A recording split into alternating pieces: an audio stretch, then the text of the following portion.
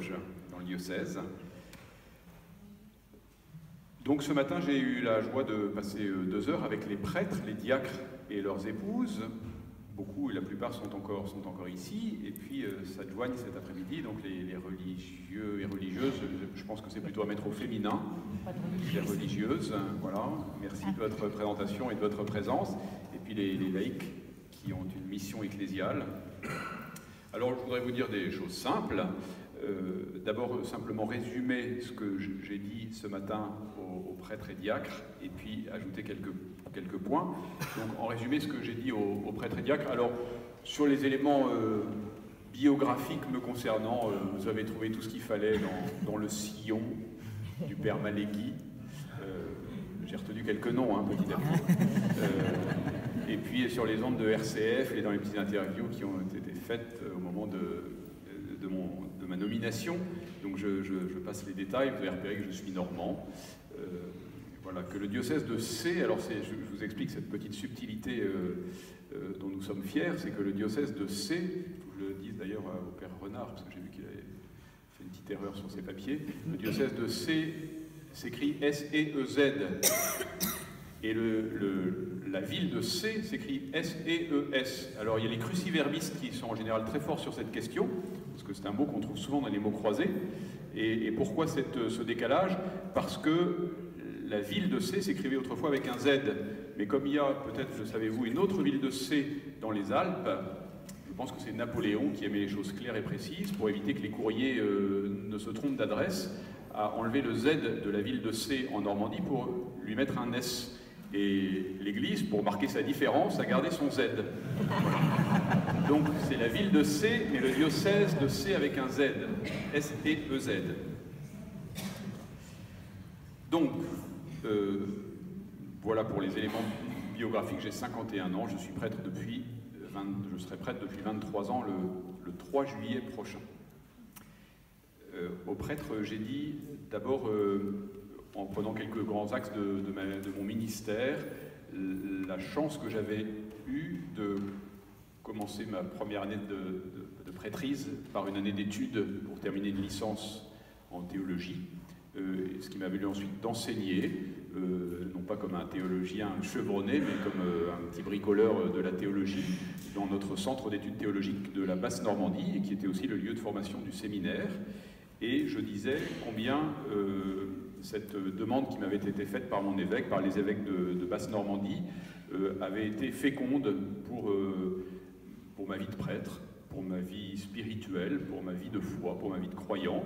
Et en disant cela, évidemment, j'invitais autant que possible, mais j'imagine qu'il y a ici déjà beaucoup de propositions, je le découvrirai dans la formation permanente, j'invitais à ne pas manquer cet aspect de la vie d'un chrétien qui est l'étude, la découverte, la connaissance des Écritures, de la tradition de l'Église qui les interprète, parce que c'est pas pour être savant, c'est simplement parce que ça fait grandir dans la foi et que ça rend capable davantage de rendre compte des raisons que nous avons d'espérer, comme dit saint Pierre. Donc c'était un point important, la place qu'avait joué cette étude de la théologie et l'enseignement qui a suivi. Le deuxième point que je marquais, c'était la joie aussi et la chance que j'avais eue d'être disponible de manière vraiment importante pendant les 13 premières années de mon ministère, qui ont été des années de vicaire paroissial à la paroisse d'Alençon, déchargé de tous les soucis que peut avoir un curé. La charge curiale implique des relations avec les autorités civiles, des questions d'organisation, répondre à beaucoup de besoins. La charge d'un vicaire, elle est plus spécialisée. Aujourd'hui, hélas, il y a moins de vicaires. Mais ce que je disais en évoquant cet aspect de ma mission, qui a été long, hein, oui, pendant 13 ans, je disais un peu ce matin que je devenais un peu impatient d'être nommé curé au bout de 13 ans, je le faisais sentir à mon évêque, mais il m'avait conservé dans cette mission de vicaire, et que le grand bienfait de cela, ça avait été ma disponibilité vraiment abondante auprès des jeunes, et que ça aussi, ça a marqué mon ministère. Et je pense qu'il ne... Enfin, ça a été évoqué tout à l'heure, hein, vraiment, il ne faut pas déserter ni avoir peur de la mission auprès des jeunes générations. C'est une question évidemment de vitalité de l'Église, mais c'est aussi très stimulant de se laisser un peu transformer, interroger par les plus jeunes générations qui nous relancent, qui nous posent parfois des questions difficiles et délicates et ennuyeuses, mais qui stimulent notre vie chrétienne et la manière que nous avons d'en rendre compte. Une autre marque de mon ministère, de ma mission, ça a été l'accompagnement des vocations et puis la formation des futurs prêtres. Et je mentionnais, je ne m'y arrête pas trop longtemps, mais comment dans cette mission au séminaire que j'ai eu pendant 10 ans comme père du conseil et puis comme supérieur, recteur du séminaire Saint-Jean-Eudes de Caen, j'avais été marqué par ce qu'au fil des siècles, l'Église a su affiner pour accompagner de la manière la plus juste le discernement des jeunes qui désirent donner leur vie dans un ministère de prêtre. Voilà, il y a une sagesse de l'Église dont j'ai éprouvé vraiment les bienfaits. Et voilà, et du coup, ça m'a rendu attentif peut-être davantage à certains aspects institutionnels de l'Église. Vous voyez, dans la mission auprès des jeunes, c'était quelque chose de moins prégnant. Et finalement, ces aspects institutionnels qui peuvent sembler compliqués ou alourdir un petit peu les processus de la vie dans l'Église, ils ont vraiment leur raison d'être. Voilà. Et je l'ai découvert à la fois dans cette mission de formateur, et puis dans la dernière partie assez brève de ma mission de prêtre, puisqu'elle a duré 2 ans, dans la tâche de vicaire général, où là la dimension institutionnelle est lourde, parfois un peu pesante ou un peu austère, mais aussi nécessaire si on la resitue toujours dans la perspective de la mission, de l'annonce de l'Évangile. Et voilà, donc vous savez, Pascal dit que qui veut faire l'ange fait la bête. Eh bien, il ne faut pas que l'Église soit angélique, et donc elle a besoin de moyens, de process pour mener à bien sa mission dans le respect de la place de chacun, etc. Et donc il ne faut pas faire l'économie de ça, ce que parfois ma jeunesse fougueuse m'avait peut-être invité à faire, comme une tentation. Voilà, c'est ce que j'ai essayé de dire ce matin. Ce que je peux ajouter donc à votre intention ce soir, cet après-midi, puisque sont présents donc des religieuses et des laïcs engagés sur le terrain pastoral, c'est ce que mon expérience m'a fait découvrir dans ces domaines de collaboration. Peut-être d'abord, je commencerai par l'importance en tout cas dans mon expérience, de la présence des communautés de religieux et de religieuses. Je pense que ce signe de la vie religieuse dans l'Église est une présence fondamentale et quelque chose de très important. Vous en avez dit, mes sœurs, et puis les chiffres que vous avez donnés suffisent à l'évoquer, la grande fragilité. Et évidemment, nous pouvons lever les yeux au ciel et nous plaindre. Nous pouvons aussi nous dire que cette fragilité est aussi un appel, on l'a fait, on l'a dit, à prier, et pas seulement à prier, mais à œuvrer pour les vocations, en nous interrogeant sur notre capacité pour des jeunes de s'engager dans cette forme de vie, en nous posant des questions, peut-être en nous laissant interroger sur les raisons de cet effritement, de cette quasi-disparition dans certains lieux. Pourquoi est-ce que cette vocation qui vous a attiré nombreuses à une époque n'attire plus les jeunes aujourd'hui? Donc il y a un discernement, des questions courageuses peut-être à se poser, mais en tout cas, voilà, il faut que ça reste à la fois un point d'attention à la question des vocations religieuses, et puis dans les lieux, vous avez évoqué, hein, l'été prochain, 4 fermetures, voilà, de communautés dans le diocèse. Donc évidemment, la question est renvoyée aux lieux où ces communautés qui étaient présentes ont disparu. Comment non pas les remplacer équivalemment, parce que ça n'est pas possible, les religieuses sont des religieuses, elles ne sont remplacées que par des religieuses, mais comment essayer d'être attentif à tous ceux à quoi elles étaient attentives, en particulier dans une dimension de gratuité, de présence auprès des plus pauvres, souvent, hein, tous les domaines dans lesquels vous avez dit que vous étiez investi le manifeste. Donc je pense que c'est une question vraiment qui nous est renvoyée à nous, prêtres, laïcs, diacres, de savoir comment nous pouvons trouver à donner à voir cette belle présence, hein, du Christ auprès des pauvres que les religieuses permettent de manifester. À Alençon, à Caen et à Sées, qui sont les 3 villes où j'ai exercé mon ministère, j'ai il s'est toujours trouvé des religieuses avec qui j'ai collaboré, dont j'ai mesuré vraiment l'importance de la présence, souvent discrète, souvent silencieuse, très attentive aux plus petits, aux plus pauvres.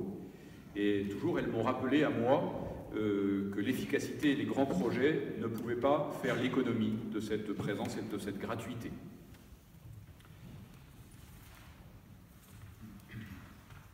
Quant à ce que j'ai reçu des laïcs dans ma mission, je voudrais dire plusieurs choses.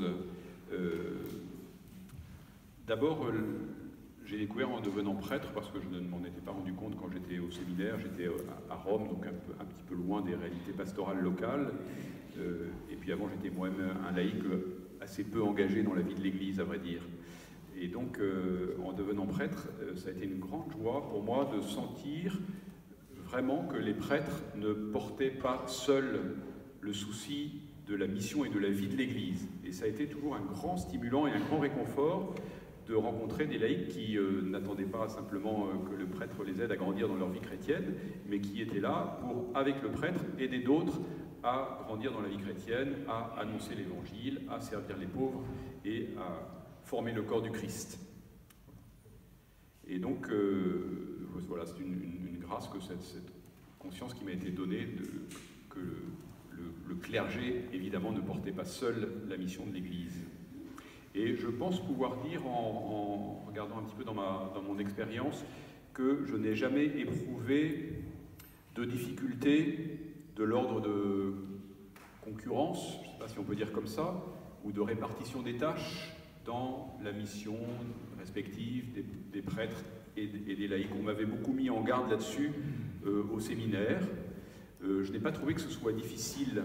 Alors peut-être que j'ai eu de la chance de collaborer avec des laïcs avec qui ces choses se passaient bien. Vous voyez, s'il y a pu y avoir des difficultés, elles ont été davantage d'ordre personnel, relationnel, mais pas d'ordre de répartition des missions et des tâches. Il me semble que vraiment l'Église nous donne ici des beaux repères. Le grand texte très lumineux de Lumen Gentium du Concile Vatican II dit les choses de manière très belle et très limpide, très lumineuse. Donc voilà, je crois qu'il y a des manières simples et bien posées, et puis je pense qu'on sent quelque chose ici de collaborer. Simplement, une question qui m'a souvent habité concernant la collaboration avec les laïcs, c'est la question que se sont posées les pères du Concile Vatican II. Quand on lit l'histoire de la rédaction des textes, et en particulier de Lumen Gentium, on voit que sur la question des laïcs, les pères conciliaires se sont interrogés beaucoup, vous le savez peut-être déjà, entre une insistance prioritaire sur l'engagement des laïcs, comme ça a été évoqué par Jean-François tout à l'heure, donc l'engagement des laïcs dans le monde, hein, c'est ce que dit finalement le texte de Lumen Gentium, hein, qui rappelle en numéro 31, je le cite, que la vocation propre des laïcs consiste à chercher le règne de Dieu à travers la gérance des choses temporelles qu'ils ordonnent selon Dieu. C'est une autre phrase que celle qu'a citée Jean-François, mais qui dit la même chose. Et donc vous voyez que les pères du Concile, après hésitation, ont d'abord envoyé les laïcs dans le monde pour gérer les choses temporelles et les ordonner selon Dieu. Donc c'est une mission évangélisatrice et qui est au service de l'Église, mais ce n'est pas une mission de construction interne de l'Église, qui est elle aussi mentionnée comme une mission des laïcs. Mais dans la question des priorités, voilà, je vous le dis comme une question qui m'a souvent habité, c'est que peut-être la raréfaction du nombre de prêtres a invité souvent à confier, à demander à des laïcs des missions qui sont tout à fait de leur ressort et qui sont leur manière de participer dans leur vie de baptisé à la construction du corps du Christ, mais qui parfois sont tellement prenantes que c'est à l'exclusion de leur engagement dans le monde, dans la société, dans la vie associative, politique, etc. Voilà. Donc je trouve là un petit lieu de débat, de discernement qui n'est pas simple. En tout cas, un délicat équilibre qui nous invite sans cesse à nous interroger. Et puis, je dirais, avant-dernier point, que les laïcs m'ont, je pense, aidé à une certaine audace missionnaire. L'audace d'aller, pour reprendre un mot à la mode, vers les périphéries. C'est moins confortable certainement, mais je sais que dans les missions d'aumônerie de l'enseignement public, d'aumônerie des étudiants, de pastoral des jeunes en particulier, ou monter des groupes de théâtre, des choses comme ça, qui nous faisaient rencontrer des jeunes très très loin de l'église, ce sont là des initiatives que probablement je n'aurais pas prises.